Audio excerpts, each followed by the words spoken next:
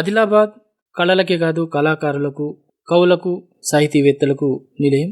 ఇక్కడ నుంచి ఎందరో మంది కళాకారులు ఉద్భవించి వివిధ స్థాయిల్లో ప్రత్యేకతను చాటుకుంటూ ఒక గుర్తింపును సాధించుకున్నారు.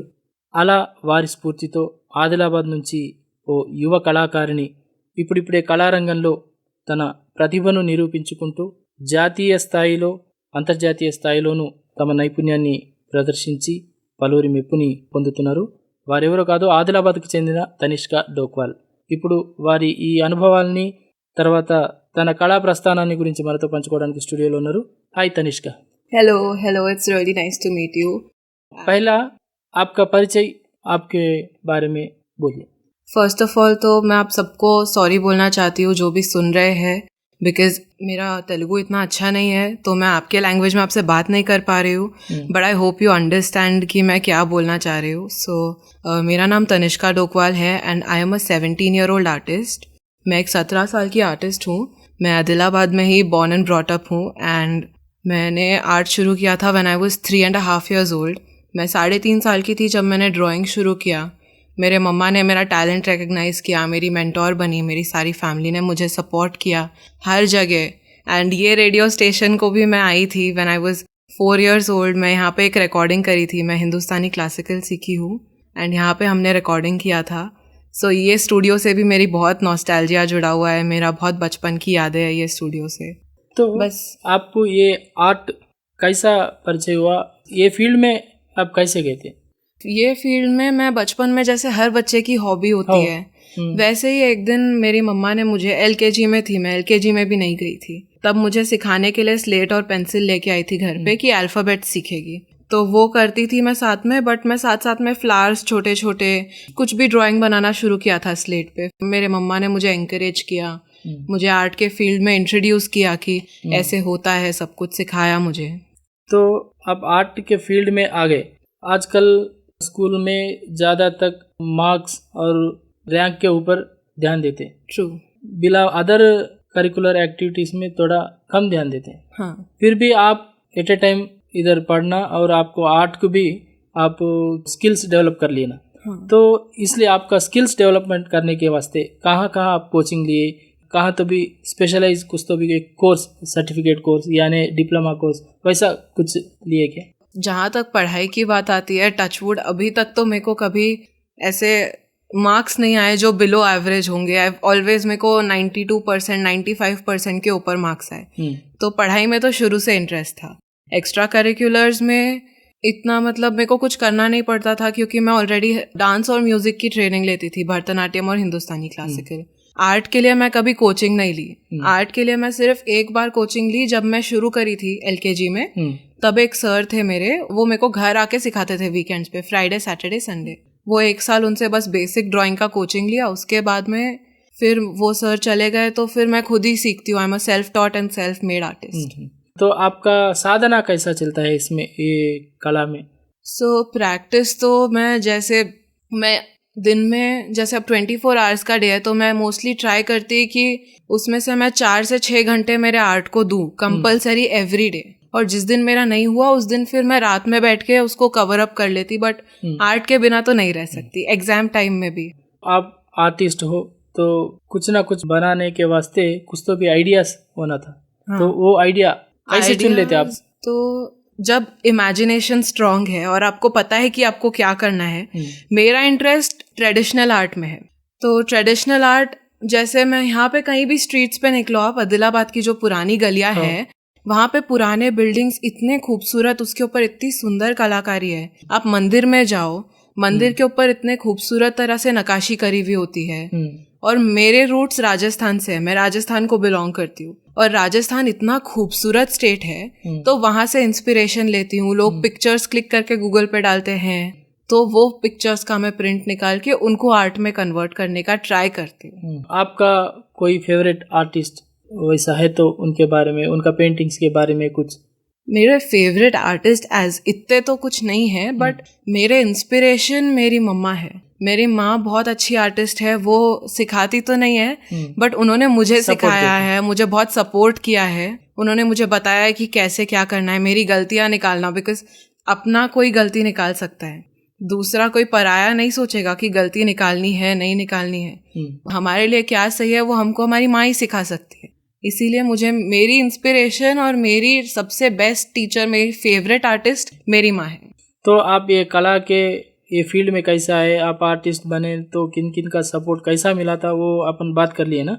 तो अभी जो कॉम्पिटिशन्स, कुछ कॉम्पिटिशन में आप शामिल हो गए, उसमें मेरिट भी लाए, तो उसके बारे में बात करेंगे।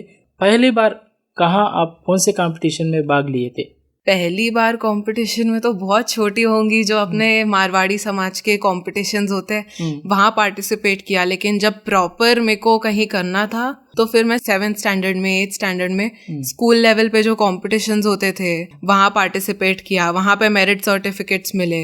जब सबसे छोटा मेरे को जो याद है वो यूरो किड्स का कॉम्पिटिशन था। मैं 5 साल की थी, तो वो मेरा पहला कॉम्पिटिशन मेरे को याद है। और जो मेरे लेटेस्ट कॉम्पिटिशन्स मैंने पार्टिसिपेट किया और जिसमें मेरिट मिला है वो तो है GCFAC, which is global cultural fest of art and culture. तो वो एक इंटरनेशनल लेवल का फेस्ट है which was organised by a agency called white canvas India. वो दिल्ली में है, सोनीपत में। तो उन लोगों के थ्रू मैंने यहाँ पे हर जगह पार्टिसिपेट किया, दोनों जगह पे। एंड इन लोगों से मुझे मेरे school Gitanjali senior school Hyderabad वालों ने इंट्रोड्यूस करवाया था। एंड वहाँ पे इंटरनेशनल लेवल पे रिप्रेजेंट किया मैंने इंडिया को। एंड नेशनल लेवल पे बहुत सारे चीज़ें सीखने को मिले कि कैसे कैसे टाइप के आर्टिस्ट होते हैं। And it was a open category, तो dancers, magicians, music composers, singers, band, हर कोई थे। और जो स्टेट लेवल कंपटीशन था, नेशनल लेवल, वो था इंडिया 20 अंडर 20। तो उसमें इंडिया के top 20 young most talented people थे। उसमें मैं 18th पोजीशन पे थी, टॉप 40 में आई थी। Till the semifinals I qualified. और CISE बोल के जो हम लोग के स्कूल का ऑर्गेनाइजेशन रहता है, जैसे CBSE है, SSE है, वैसे ISE और ICSE स्टूडेंट्स के लिए CISE का काउंसिल होता है। वहाँ पे मैंने मेरिट सर्टिफिकेट मिला मुझे, जो तेलंगाना और आंध्र का इंटर स्टेट कॉम्पिटिशन था। तो अभी थोड़ा आपके आर्ट के बारे में अपन बातचीत करेंगे। जो आप पेंसिल आर्ट में है और वॉल पेंटिंग भी करते हैं और क्ले आर्ट में भी आपका चल रहा, तो उसके बारे में वो एक्सपीरियंस शेयर कर लो। तो पेंसिल आर्ट तो मैंने तब शुरू किया था जब मैं 3-4 साल की थी। जब मैंने बेसिक ड्राइंग शुरू की थी तब से मैं पेंसिल से जुड़ी हुई। और मेरे को सबसे मेरा favourite form of art he pencil art है। क्योंकि आप पेंसिल से बनाते हो, आपकी कुछ गलती हो गई तो आप मिटा दोगे, कर लोगे ठीक। तो मुझे ऐसे लगता है कि हमेशा मेरे पास एक बैकअप प्लान है कि अगर मेरा ये थोड़ा गड़बड़ हो गया तो मैं कुछ कर लूंगी इससे। और पेंसिल आर्ट मेरे हिसाब से मेरे को ईजी लगता है, क्योंकि मैं 14 साल से बस वही कर रही हूँ। वाटर कलर और एक्रिलिक्स में अभी प्रैक्टिस कर रही हूँ। परफेक्शन के लिए थोड़ा सा टाइम लगेगा, क्योंकि मैंने 2 साल पहले शुरू किया है। एंड पेंसिल आर्ट में भी मेरी कोशिश यही रहती है कि मैं मेरा ट्रेडिशन, जो अपना इंडिया का कल्चर है, जो इतना रिच कल्चर है, इतनी खूबसूरत हिस्ट्री है इंडिया की, उसको मैं मेरे आर्ट के थ्रू लोगों को दिखा सकूं, लोगों तक पहुंचा सकूं, कुछ इंडिया का एक टुकड़ा। तो अभी तक जो आप आर्ट बनाए उसी का एग्जीबिशन वैसा कुछ अरेंज करेंगे अब तक? हाँ, उसके तो, बारे में वो एक्सपीरियंस बोलिए। हाँ जी, तो मेरा फर्स्ट एग्जीबिशन था लास्ट ईयर मई 15th या 5th मई के अराउंड था। तो वो था फॉर दिस, जो मैंने कंपटीशन में पार्टिसिपेट किया नेशनल लेवल, इंडिया 20 अंडर 20। तो उसके लास्ट डे पे आदिलाबाद में ही एग्जीबिशन था हमारे रेसिडेंस पे। तो वहाँ पे काफ़ी सारे लोग आए थे, जो DSP, police department, traffic police department, और सुहासिनी रेड्डी जी, और जो हमारे DSP सर थे वो आए थे। एंड उन लोगों ने काफ़ी पसंद किया, काफ़ी अप्रिशिएट किया कि इतने यंग एज पे तुमने जो अचीव किया है वो काबिले तारीफ है। और उन लोगों को काफ़ी पसंद आया और मुझे बहुत अच्छा लगा कि उन लोगों ने अप्रिशिएट किया, अपना टाइम निकाल के आए मेरे लिए। एंड उसके बाद मेरा सेकेंड एग्जीबिशन मेरे स्कूल में था, विच वॉज फॉर, हम लोग के स्कूल में हर साल एक एग्जिबिट होता है जिसमें डिफरेंट डिपार्टमेंट्स होते हैं। तो मैंने आर्ट डिपार्टमेंट लीड किया 2 साल स्कूल में। एंड उन लोगों ने मेरे को एक एग्जिबिट लगाने के लिए बोला, तो वहाँ पे मैंने सारे एग्जिबिट्स लगाए। काफ़ी लोगों ने पूछे सवाल सेल के लिए और कैसे बनाते हैं, और काफ़ी लोगों ने अप्रिशिएट भी किया था वहाँ पे। तो वो सब था। और जो अभी मेरा लास्ट एग्जीबिशन था वो मंथरम में था 22 को, जो मठम के पास में है, गोपालकृष्ण मठम में हुआ था। गोपालकृष्ण मठम में हुआ था। के दिन हुआ था। आदिलाबाद में ऐसा एग्जीबिशन लगाए तो वो कैसा फील आया था? आदिलाबाद में एग्जीबिशन लगाना मेरे लिए बहुत ज़्यादा स्पेशल फीलिंग और बहुत इमोशनल है, क्योंकि मैं यहाँ पे पैदा हुई, मैं यहाँ पे बड़ी हुई, ये सिटी मैं मेरे पूरे लाइफ ये सिटी में गुजारी हूँ। एंड उसके बाद में जब यहाँ के लोग, यहाँ की लोकल पब्लिक आके मुझे इतना अप्रिशिएट करी, मेरे काम को पसंद करी, मुझे बहुत खुशी हुई और मुझे बहुत अच्छा भी लगा कि लोग एक्चुअली आर्ट को वैल्यू करते हैं यहाँ पे। आदिलाबाद इतना ज़्यादा बड़ा सिटी नहीं है अभी, लेकिन फिर भी यहाँ पे आर्टिस्ट की वैल्यू है, लोग पसंद करते हैं, वो देख के मुझे बहुत अच्छा लगा। तो आगे चलकर ये फील्ड में आपका कुछ गोल या एम है, क्या है क्या बोलेंगे आप? तो आगे चलकर काफ़ी सारे गोल्स है जो मैंने इंटरनेशनल लेवल पे रिप्रेजेंट किया। मैं टॉप 100 में थी, मेरे को टॉप 10 में जाना है, टॉप 5 में जाना है। I want to be there. मेरे को मेरे नेशन का नाम, मुझे मेरे कंट्री का नाम इंटरनेशनल लेवल्स तक पहुंचाना है। और काफ़ी मेरा इंटरेस्ट बिजनेस में है, तो मेरे पास में काफ़ी सारे बिजनेस आइडियाज़ है जो आर्टिस्ट के लिए आगे बहुत काम आएंगे। उन लोगों को, उन लोग के बेटरमेंट के लिए मुझे कुछ करना है। जो लोकल आर्टिस्ट है जिनको इतनी वैल्यू नहीं मिलती है, जो अभी हमारे पॉटर्स है, क्ले आर्टिस्ट है जो आदिलाबाद में रहते हैं, बहुत सारे ट्रेडिशनल आर्टिस्ट है जो जैसे राजस्थान में भी होते हैं, गुजरात में होते हैं, जो बैग्स बनाते हैं, कपड़े बनाते हैं, उन लोग से हम बार्गेन करते हैं।